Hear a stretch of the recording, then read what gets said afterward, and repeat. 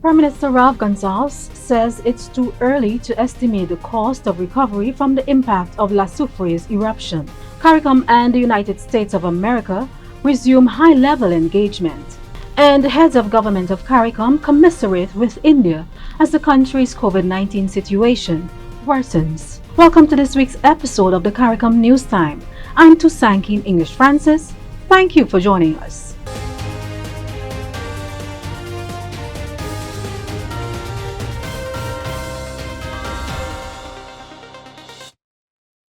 Prime Minister of St. Vincent and the Grenadines, Dr. Ralph Gonsalves, says it is too early to estimate the total cost of recovery from the impact of SOUFRIERE volcanic eruptions. Speaking during an appearance on a Facebook program titled Anu Palais, hosted by Dominica's Prime Minister Roosevelt's Carrot, Dr. Gonsalves said the World Bank projects very preliminarily that the cost for reconstruction of infrastructure and agriculture is in the region of $100 million. Dr. Gonsalves says the cost analysis has to consider humanitarian aid, clearing the ash, reconstruction and repair to infrastructure including schools which are now functioning as shelters, rebuilding agriculture and animal husbandry. He said that his government's sensible public policy led to the establishment of a contingency fund, which has given it immediate access to funds to aid its own humanitarian response. He noted, however, without regional and international solidarity in the long term, St. Vincent and the Grenadines would not be able to recover optimally.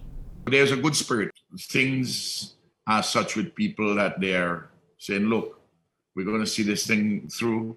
We're going to rebuild better. We're going to rebuild stronger.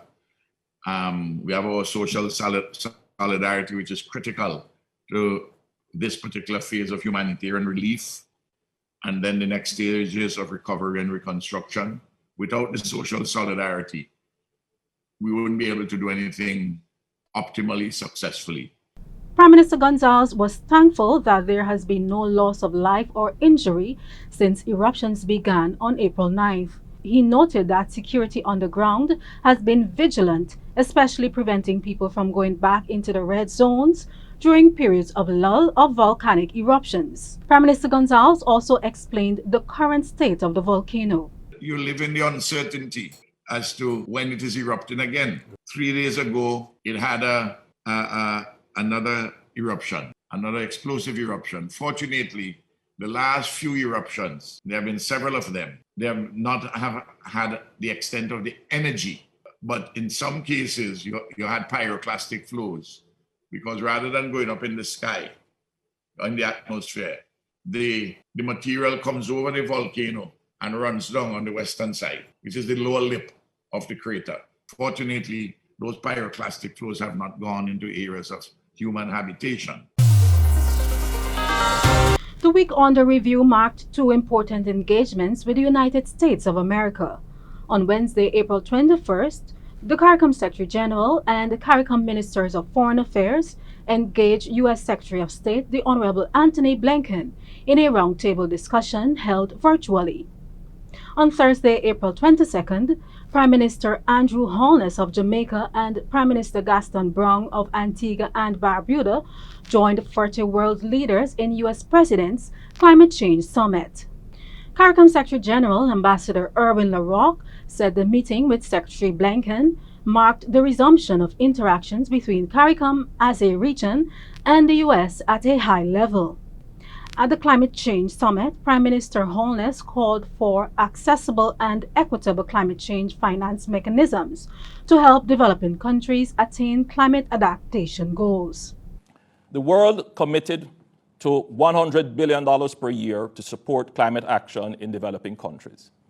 It is critical that this commitment not only be honored, but that the ambition be increased and major emitters should contribute more to its financing. We welcome President Biden's announcement in this regard. I encourage all governments to play their part in achieving this goal, and the private sector must also be engaged. Speaking as chair of the Alliance of Small Island States, Prime Minister Gaston Browne said small island states faced the greatest threats due to climate change. as he urged combined efforts to reduce climate change. We are literally teetering on the edge of despair. Over the years, the debt of small states has risen to unsustainable levels because of repeated borrowings to rebuild and recover from continuous debilitation by natural disasters arising from climate change. Mechanisms introduced by the international financial institutions, the IFIs, for addressing the looming debt crisis are insufficient. For some small states, even these inadequate instruments are denied because of the false criterion of middle and high per capita income, which ignores the huge vulnerabilities that small states face. It is urgent that policymakers of the IFIs instruct that more determining criteria of small size, resource constraints, and vulnerabilities be taken fully into account for concessional financing. Colleagues, repayment of official debt by small states, including to the Paris Club, is near impossible in the prevailing parlous circumstances. A permanent solution to the looming debt crisis is compelling and necessary. This requires action to design new and innovative financial instruments and to provide debt relief, including debt cancellation, debt suspension, debt rescheduling, debt restructuring, and debt for climate swaps. Heads of government of CARICOM are in solidarity with India as the country grapples with an increase in coronavirus cases. On his Facebook page, Prime Minister of Trinidad and Tobago, Dr. The Honorable Keith Rowley, Chair of CARICOM, shared a video of the situation in India and noted how easy it was for the dangerous virus to overrun any situation. Also in a Facebook post, Prime Minister of Dominica, the Honorable Roosevelt Skerrit, Chair of the Organization of Eastern Caribbean States, the OECS, called on everyone to keep the people and the government of India in their prayers as they continue to grapple with the COVID-19 pandemic. Several other CARICOM heads of government have issued messages of solidarity with India. CARICOM vocational qualifications, assessors, verifiers, and instructors now have access to online training to enhance their capacity to ensure that artisans attain the occupational standards required for work within the CARICOM single market and economy, the CSME. On April 21st, the Caribbean Association of National Training Authorities, CANTA, launched the CARICOM Vocational Qualifications online training program, enabling the continuity of TVET professional development at a distance. Described as a watershed moment in CANTA's existence, it is the result of collaboration involving the Commonwealth of Learning, the National Training Authorities of Grenada, Barbados, and Trinidad and Tobago, the Caribbean Development Bank, and the Caribbean Community Secretariat. Program Manager for Human Development at the CARICOM Secretariat, Dr. Laurette Bristol, chaired the launch event. She lauded the contribution of immediate past president of CANTA, Ms. Pauline Whiteman, for advancing the landmark development for CANTA, the apex body for TVET development in the region. Current chair of CANTA, Mr. Henderson Eastman, noted that the launch of the online CVQ's training program represents an important milestone in the work of CANTA. On behalf of CANTA and the ATAs in the region, I wish to thank the officer from CAL who started with us, Dr. Alison Mead Richardson, and she was the main instigator of this project. She started the project, followed by Terry Neal, who is presently with CAL, and Sandy Hertz, the consultant provided by CAL.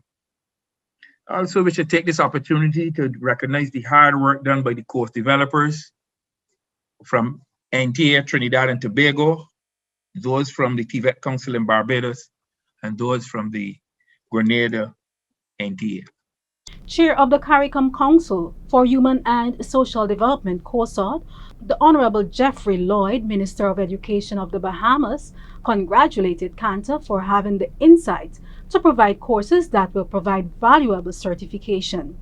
The chairman of COSOD, I am pleased to point out at the commencement of these courses fulfills one of the goals of COSOT, and that is to promote the development of education through the efficient organization of educational and training facilities in the community, including elementary and advanced vocational training and technical facilities among our member states.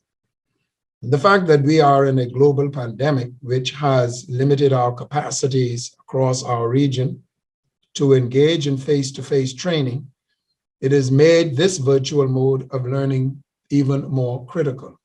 Keynote speaker at the launch, President of the Commonwealth of Learning, Dr. Asha Kanwar, said the initiative offers practical skills online, blending training at a distance with mentored practice in a workplace setting. Globally, educators and trainers agree that online and blended learning are the future of education and training. For TVET, the question is always, how do we do practical training online? And assessment, verification, and instruction are practical skills. They need to be done with real people showing evidence of real skills. But even before the crisis, CAL and CANTA were working together on how to develop such practical skills online, blending training at a distance with mentored practice in workplace settings, and the collection of digital evidence to demonstrate competence and skills.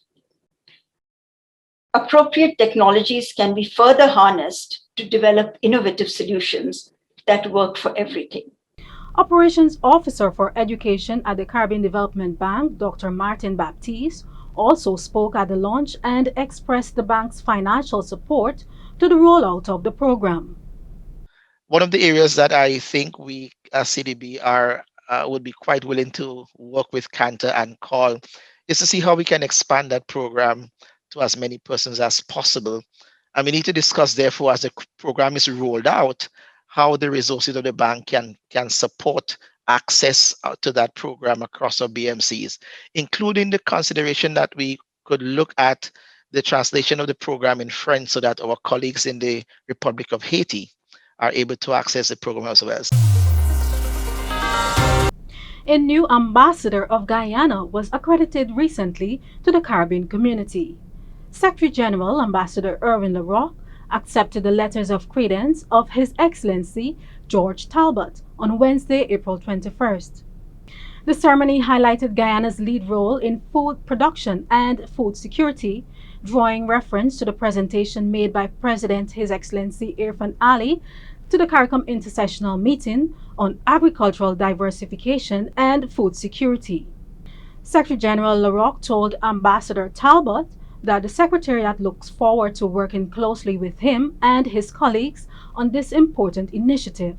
Ambassador Talbot welcomed the renewed focus on food and nutrition security as a regional priority, including the work being done by a special CARICOM task force recently established under the chairmanship of Guyana's Agriculture Minister, the Honorable Zulfikar Mustafa.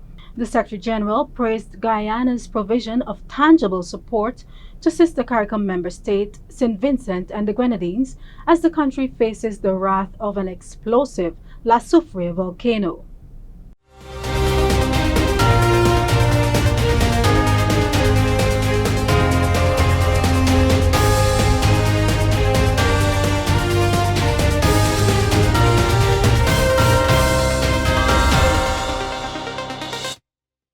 For these and other stories, you can visit the CARICOM news site at today.caricom.org or the CARICOM website at caricom.org.